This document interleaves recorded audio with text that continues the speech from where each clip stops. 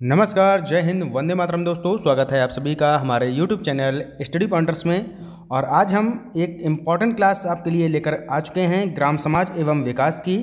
तो ये practice set number तीसरा यहाँ पर हम डिस्कस करने वाले हैं। और इससे पहले हमने आपको 2 प्रैक्टिस सेट करवा दिए हैं। जिन्होंने वो वीडियो नहीं देखे हैं तो डिस्क्रिप्शन में उनका लिंक दे दिया जाएगा, जाकर आप वहाँ से देख सकते हैं। तो वीडियो को ध्यान से देखिएगा और अच्छा लगे तो लाइक और शेयर जरूर करना। और चैनल से अगर आप पहली बार जुड़े हैं तो सब्सक्राइब कर लेना और बेल आइकॉन को प्रेस कर देना, जिससे कि आने वाली वीडियो का नोटिफिकेशन आपको सबसे पहले मिल सके। तो चलिए वीडियो को शुरू करते हैं। तो आज की क्लास का पहला क्वेश्चन आपके सामने यहाँ पर आ चुका है और यहाँ पूछा गया है कि राष्ट्रीय कृषि बीमा योजना भारत में किस वर्ष में प्रारंभ हुई थी। तो 4 ऑप्शंस आपके सामने दिए गए हैं और सही उत्तर का चयन आपको करना है। तो यहाँ पर हम ज़्यादा डिटेल में नहीं जाएंगे, सीधा आपको यहाँ पर आंसर की तरफ ले चलते हैं। तो इसका राइट आंसर जो हो जाएगा ये हो जाएगा 1999 से 2000 के बीच में ये प्रारंभ हुई थी। तो ऑप्शन नंबर सी हमारा यहाँ पर राइट आंसर हो जाएगा। राष्ट्रीय कृषि बीमा योजना की शुरुआत कब हुई थी? तो ये हुई थी 1999 से 2000 के बीच में। चलते हैं अगले क्वेश्चन की तरफ। अगला क्वेश्चन है कि उत्तर प्रदेश में किसान बही योजना, बहुत ही इंपॉर्टेंट क्वेश्चन है। उत्तर प्रदेश में किसान बही योजना जो है ये कब जो है लागू की गई थी? 1982 में, 1975 में, 1995 में या फिर 1992 में? तो इसका जो राइट आंसर हो जाएगा ये हो जाएगा 1992 में। ऑप्शन नंबर डी हमारा इसका राइट आंसर हो जाएगा। 1992 में किसान बही योजना का जो है यहाँ पर शुभारंभ हुआ था, यानी कि इसको लागू किया गया था।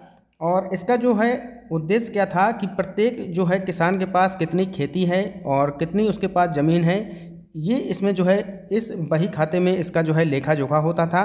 और ये जो है यहाँ पर ज़मीन जो है खरीद और बिक्री के लिए भी ये बनवाना बहुत ही अनिवार्य था।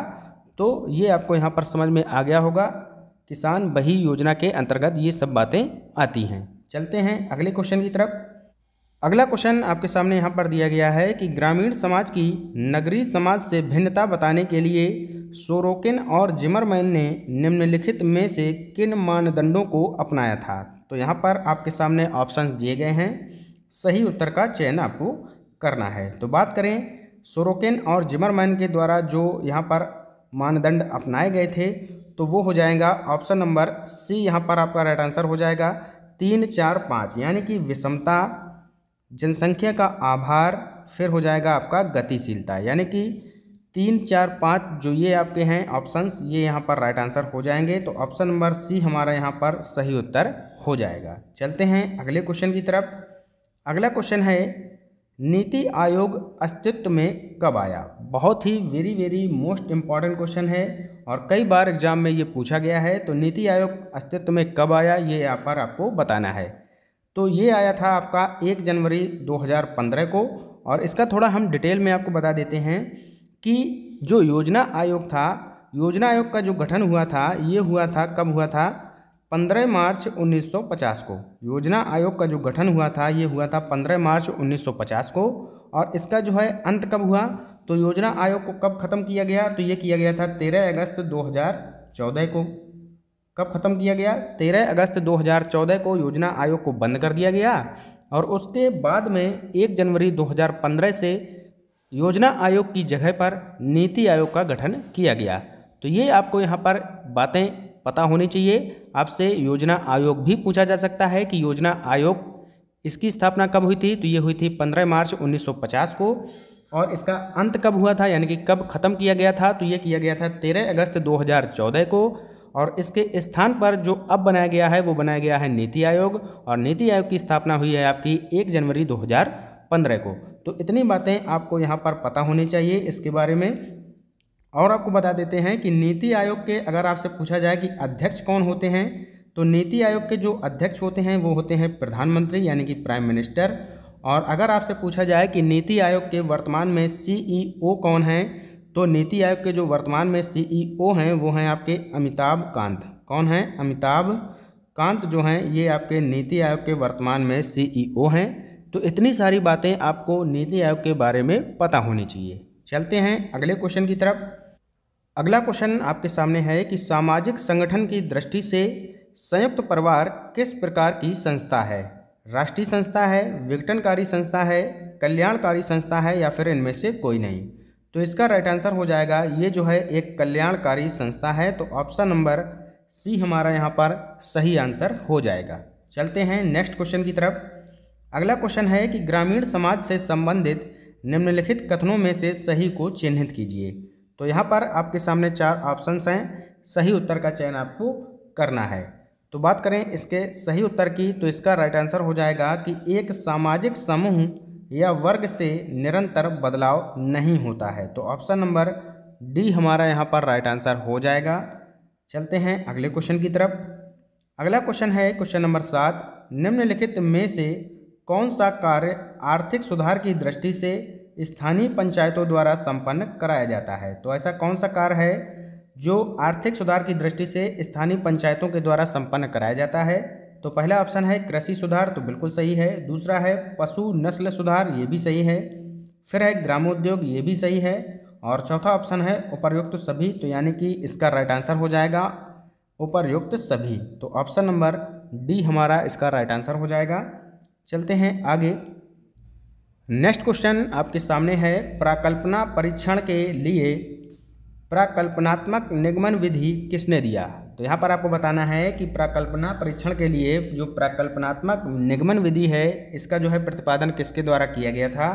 R.A. सिंगल्टन द्वारा, B.C. स्ट्रेटस द्वारा, या फिर ए व बी दोनों, या फिर जेम्स ब्लैक।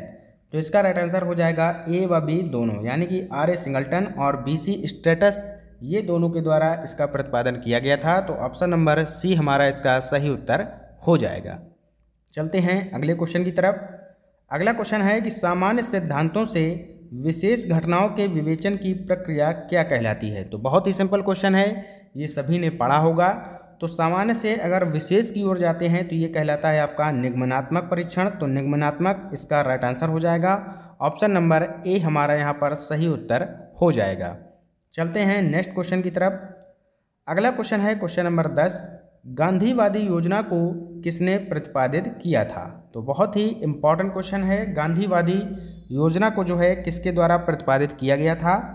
महात्मा गांधी के द्वारा, जयप्रकाश नारायण के द्वारा, NR सरकार के द्वारा, या फिर श्रीमान नारायण अग्रवाल के द्वारा। तो गांधीवादी योजना की बात करें तो इसका प्रतिपादन 1944 में किया गया था और ये किया गया था श्रीमान नारायण अग्रवाल के द्वारा। ऑप्शन नंबर डी हमारा इसका राइट आंसर हो जाएगा। और इसका उद्देश्य क्या था, तो कृषि के वैज्ञानिक विकास और कुटीर और ग्रामोद्योग के जो है तीव्र विकास पर जोर देना इसका प्रमुख उद्देश्य था। तो ये भी आपको पता होना चाहिए। चलते हैं अगले क्वेश्चन की तरफ। अगला क्वेश्चन है क्वेश्चन नंबर 11, जवाहर ग्राम समृद्धि योजना। जवाहर ग्राम समृद्धि योजना प्रारंभ की गई थी, तो कब की गई थी प्रारंभ, ये आपको यहाँ पर बताना है।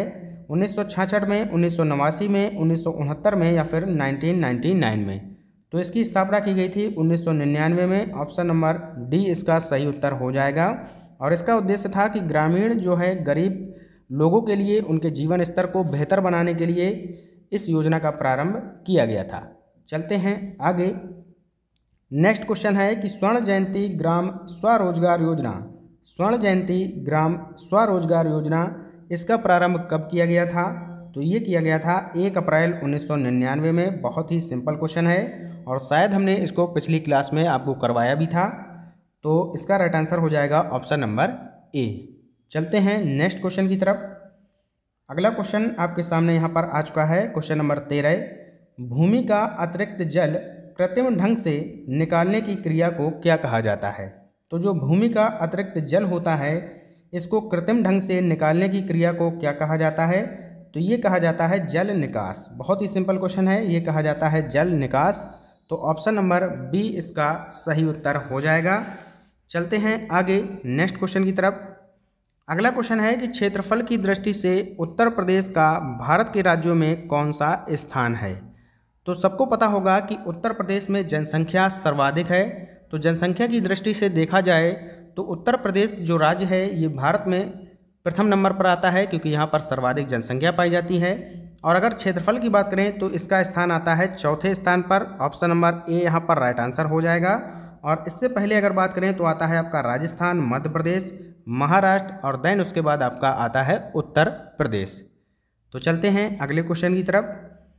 अगला क्वेश्चन है कि उत्तर प्रदेश में गोकुल पुरस्कार योजना, उत्तर प्रदेश में गोकुल पुरस्कार योजना संबंधित है, तो ये किससे संबंधित है आपको बताना है।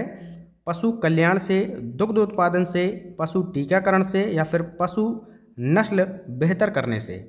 तो अगर बात करें गोकुल पुरस्कार योजना की तो इसका संबंध है दुग्ध उत्पादन से। ऑप्शन नंबर बी यहाँ पर आपका सही उत्तर हो जाएगा। चलते हैं नेक्स्ट क्वेश्चन की तरफ। अगला क्वेश्चन है बहुत ही इंपॉर्टेंट क्वेश्चन है, इस पर आप मार्क जरूर कर लीजिएगा। और ये क्वेश्चन है आपका कि सहरिया जनजाति जो है ये प्रदेश के विकास क्षेत्र में निवास करती है। तो कहाँ पर निवास करती है सहरिया जनजाति, ये आपको बताना है। सोनभद्र में, ललितपुर में, गाजीपुर में या फिर देवरिया में। तो अगर बात करें सहरिया जनजाति की तो ये निवास करती है ललितपुर में। तो ऑप्शन नंबर बी इसका सही उत्तर हो जाएगा। बहुत ही इंपॉर्टेंट क्वेश्चन है, इसको आप याद रखिएगा। सहरिया जनजाति कहाँ निवास करती है, तो ये करती है ललितपुर में। चलते हैं आगे। अगला क्वेश्चन है कि निम्नलिखित में से किन प्रक्रियाओं के साथ नगरीय विकास आवश्यक रूप से संबद्ध होता है। ग्रामीण क्षेत्रों में अधिशेष खाद्य उत्पादन से, ग्रामीण क्षेत्रों में अधिशेष जनसंख्या से या फिर अधिशेष अकृष्य भूमि से। तो इसका संबंध किससे होता है ये आपको यहाँ पर बताना है। तो इसका राइट आंसर हो जाएगा ऑप्शन नंबर बी 1 और 2। 1 और 2 इसका राइट आंसर हो जाएगा। चलते हैं आगे नेक्स्ट क्वेश्चन की तरफ। अगला क्वेश्चन है क्वेश्चन नंबर 18। उत्तर प्रदेश राजमार्ग अधिनियम किस वर्ष पारित किया गया था। तो बहुत ही इंपॉर्टेंट क्वेश्चन है। उत्तर प्रदेश राजमार्ग अधिनियम जो है ये किस वर्ष पारित किया गया था। 1952 में, 1956 में, 1945 में या फिर 1947 में। तो इसका जो है ये जो है कब पारित किया गया था, तो ये किया गया था 1945 में। तो ऑप्शन नंबर सी इसका सही उत्तर हो जाएगा। चलते हैं आगे। अगला क्वेश्चन है बहुत ही वेरी मोस्ट इंपॉर्टेंट क्वेश्चन है ये, इस पर आप जरूर टिक कर लें कि बैगा जनजाति प्रदेश के किस जनपद में निवास करती है। तो यहाँ पर आपको बताना है कि बैगा जनजाति प्रदेश के किस जो है जनपद में निवास करती है। सोनभद्र में, ललितपुर में, गाजीपुर में या फिर जौनपुर में। तो ये निवास करती है ललितपुर और सोनभद्र में, यानी कि ज़्यादातर ये निवास करती है आपकी सोनभद्र में। तो ऑप्शन नंबर ए यहाँ पर राइट आंसर हो जाएगा। और जैसे एक हुई आपकी पंखा जनजाति, पंखा भी यहाँ पर निवास करती है सोनभद्र में। और एक है इम्पॉर्टेंट है वो है अंगरिया, तो ये भी आप नोट कर लीजिएगा। अंगरिया जनजाति जो है ये भी आपकी निवास करती है यहाँ पर सोनभद्र में। और एक आती है पठारी, तो ये भी यहाँ पर निवास करती है। तो इन सब जनजातियों को आपको याद रखना है। पंखा हुई, पठारी हुई, अंगरिया हुई, चेरो हुई, एक चेरो भी यहाँ की फेमस जनजाति है, तो चेरो को भी आपको याद रखना है। तो इन सब जनजातियों को आपको याद रखना है। चलते हैं आज के अंतिम क्वेश्चन की तरफ। तो आज का अंतिम क्वेश्चन आपके सामने आ चुका है और यहाँ पूछा गया है कि सामुदायिक विकास योजना प्रारंभ की गई थी। तो कब की गई थी सामुदायिक विकास योजना, ये कब प्रारंभ की गई थी ये आपको बताना है। वर्ष 1952 में, 1960 में, 1965 में या फिर 1969 में। तो सामुदायिक विकास योजना का जो प्रारंभ हुआ था ये हुआ था 2 अक्टूबर 1952 में, यानी कि ऑप्शन नंबर ए हमारा यहाँ पर राइट आंसर हो जाएगा। 2 अक्टूबर 1952 में जो है सामुदायिक विकास योजना का प्रारंभ हुआ था। और किसकी सहायता से ये भारत में योजना लाई गई थी, तो ये लाई गई थी यूएसए की सहायता से, यानी कि यूनाइटेड स्टेट ऑफ अमेरिका की सहायता से इसको भारत में लाया गया था।